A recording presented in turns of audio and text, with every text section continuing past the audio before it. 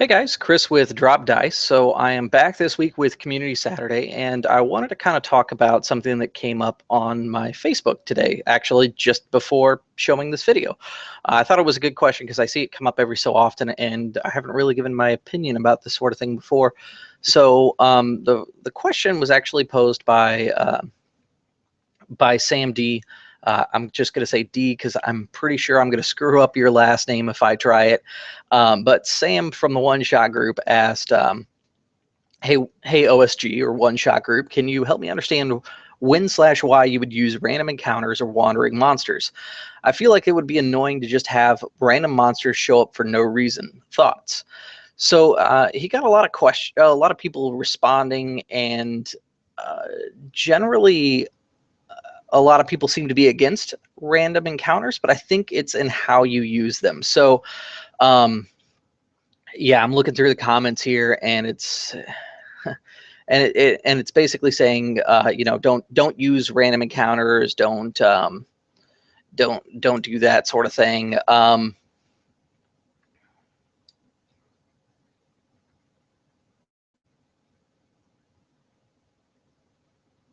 Okay, and it looks like there is one person that actually kind of harked against it as well. Um, which this is kind of my response to this one here is that they do have purpose, and here's how I like to see random encounters done. So there is there's a real simple way you can do this. I like a D12 because I don't really use D12 for a whole lot, but essentially I write down 12 random encounters for a specific area. And instead of at the game table when I'm just like, oh, the players aren't doing anything, random encounter time, and I just roll the dice and look at my chart and figure out what's going on, what I do is I actually make those random encounter tables part of my planning session. So while planning for the upcoming game, I'll make a random encounter and say, chart that is for a region. And this, I use them more for a campaign than for a one shot. One shot, I typically just kind of put together some monsters. But let's say in the region of the world that they're at, there's things that are commonplace are blights and wolves, not werewolves, just wolves, bears, and a couple other minor creatures and things like that. Some predators. With this encounter chart, what I would do is I would think about what is the biggest, most prevalent thing in the area. Like, let's say, the biggest, most prevalent thing as far as like a danger presented to the players would be like blights, some varying combination of blights. And what I would do is I would have a couple entries that are related to blights, and then I would have a couple entries that are related to other things. But specifically, when rolling on this chart, what I could do is I take that back. I've actually changed my mind. I used to use D12. I like using 2D6 now. And what I will do is I will make balance chart or imbalance charts, because 2D6 will give you a bell curve. I'll put whatever is the most common thing that you will fight, and those are going to be like your 5, 6, or your 4, 5, 6, and 7, right in the middle there. So when I take my 2D6 and I roll them, and this time I got an 8, so this is kind of a bad example, but I can look at the chart and I can go, okay, 8. It's going to be blights, but the blights may also have, I don't know, human slave with them, or human that they're trying to take over and make a slave for them. But on average, you should roll towards the median, and that's kind of the way that a bell curve works. So I usually design my charts like that just because it's a matter of preference. I used to use the D12, but as I've played games and things like that, I've come to appreciate bell curves a little bit more. And so that's why I kind of use the 2D6 method instead now. But essentially what I will do is, so they've been in this region, and let's say, this region, we'll call it Holmes Rest is the city, and there are blights around, like I said. And during my prep session, I'm like, oh, okay, they're gonna probably travel out to these ruins because that's what we talked about last game. And I want their travel to not be safe. I want them to get the feeling that as they get closer, things are getting more dangerous. So let me come up with an encounter that makes sense. So I use my chart to have a series of encounters that are purposeful for that region, to reinforce the themes of that region. So once I roll, I get the 2 blights trying to enslave a human. And it does kind of give this feeling that I'm trying to convey, because inside this temple that they're looking for, whatever I sent them out for the village, let's say it's a a blight sacrificial temple where they sacrifice humans to their weird vampiric type plant gods, just as kind of an example here. But essentially, I would have that there. Now, the second part of his question was, why would you use wandering monsters? My question is, why would you have stationary monsters? So if you go into a dungeon and you open the door and there just happens to be a troll sitting there and he's kind of sitting on his ass waiting for adventurers to show up, that seems really fake. Whereas if you have a troll who's wandering the hallways checking rooms, that makes more sense to me. So I think it's funny when you wander into a dungeon and there's like a monster in a room without purpose. Now, if the monster was in the room and had purpose there, like let's say, you wander in and there's a troll and he's like eating a corpse of some other creature, that makes sense. And it makes sense that he's in there. But if the room is literally empty and there's just a troll inside there with a bad attitude, why is the troll in that room? Was he lured in there and trapped? If so, the door would appropriately show that. But I mean, if it's just a normal door, there's nothing stopping the troll from leaving. Why is he in the room? Becomes my question.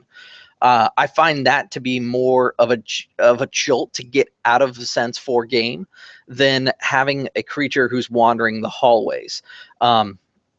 To me, it makes sense that they would be wandering the hallways. Just because they live inside a dungeon doesn't necessarily mean that they have everything that they need within the room that they happen to take up residence in.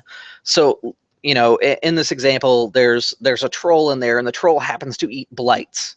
And he's kind of a problem for the blights, and so there's kind of this bit that the players actually could use to their advantage by trying to kind of lead the troll down to go deal with some of the blights for them and use the troll as a distraction.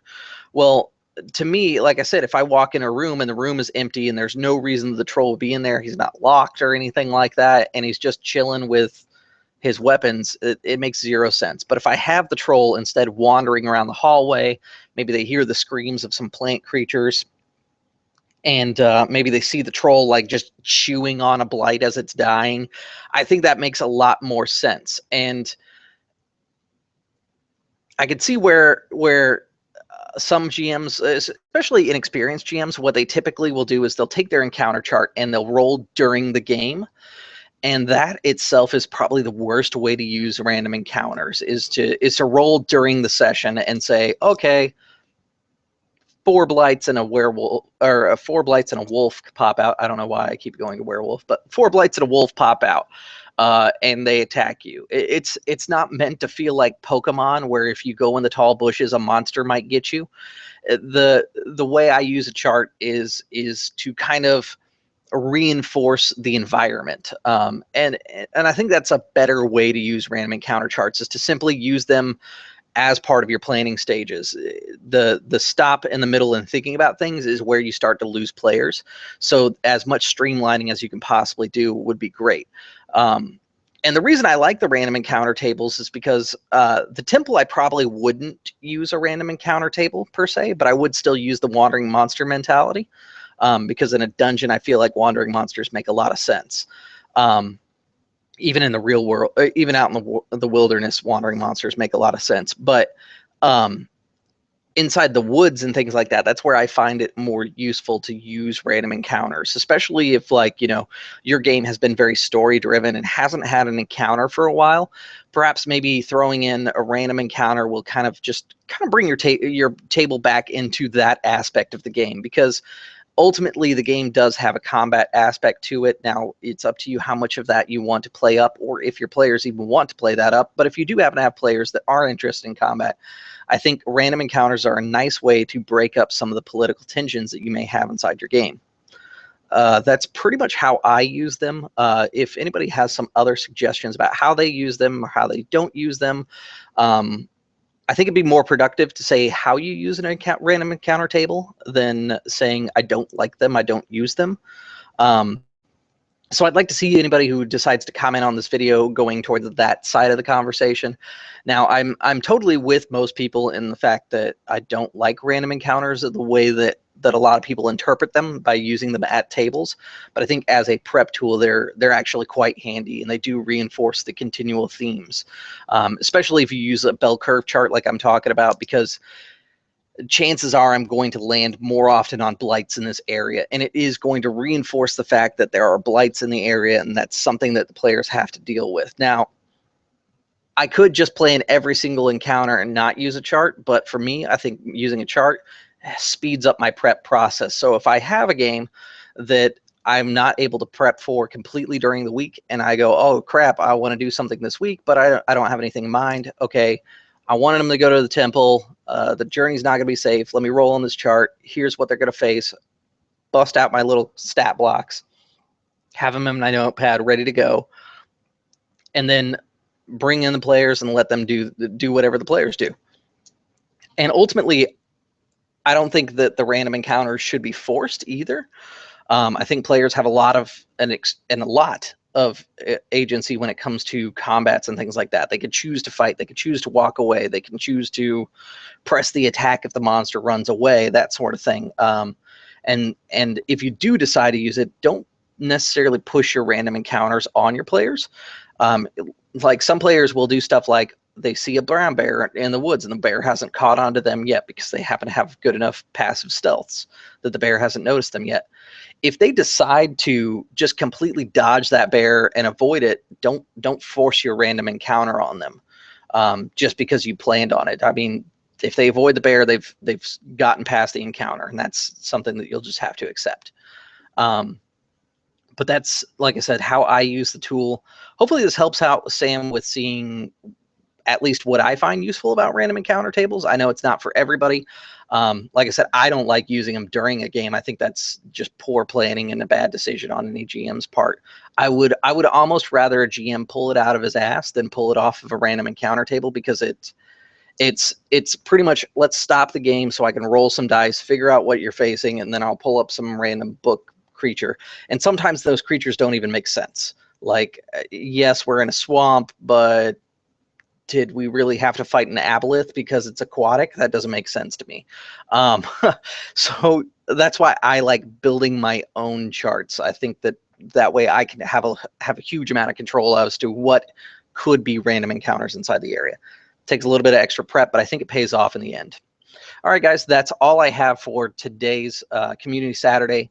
We're kind of getting stuff in line for the Copper Jackals game that will be coming up, the Besieged. And let me pull that up real quick here, because I forgot during my last video where I was talking to you guys about it as to when that date was. Let me take a look here. All right, so the first Besieged is set for September 5th. However, depending on the other players and our GMs, if they are ready to go ahead and launch before then, we may actually get you guys an update where we talk about possibly launching a little bit earlier for the game. I don't know about the rest of the players, but I'm super excited. I've done silly stuff like today. I spent some time drawing not a exceptionally good picture of my character, but having some fun with it. And I've updated some wiki stuff, and I'll be updating my character on there as well. So if you want to find out a little bit more about Arco, I've solidified some details, and I'll be updating that later today.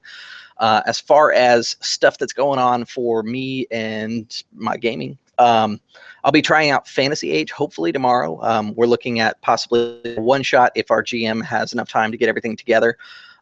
If so, I'm super excited about it, because every time I open that book, I think, oh man, this would make a really great game. I really want to play, like, not even just a one shot in it. I want to play a lot of games in it, like one solid campaign out of the deal. I think the part of me that really loves old school style games just really digs this old school feel that Fantasy Age has, but with a lot of updated mechanics and things like that fit kind of this new age of gaming. And I think it's a great combination of the two. But like I said, I hadn't had a chance to play it, and so tomorrow will be ideally my first chance to play it. So after I do, I will probably do a video for you guys on Monday, most likely, where I talk about my experience with Fantasy Age, what I thought about it, what I liked, what I didn't like, that sort of thing, and see if my opinions changed. Also, we're going to be doing Legend of the Five Rings tomorrow, because I didn't have anybody knock out my internet this week, so that was awesome. You know, we'll see you guys tomorrow for Legend of the Five Rings. And again, let's see. probably later this week with another video. Since I haven't been doing the mapping videos, I've decided to kind of do some random videos here and there. Just kind of talking about some things, and I have another GM Fit video planned for the week. So look forward to hearing from you guys inside the comments. As always, like, subscribe, like, comment, subscribe, and share with your friends. And as always, you guys, I will see you at the gaming table. Thank you for tuning in.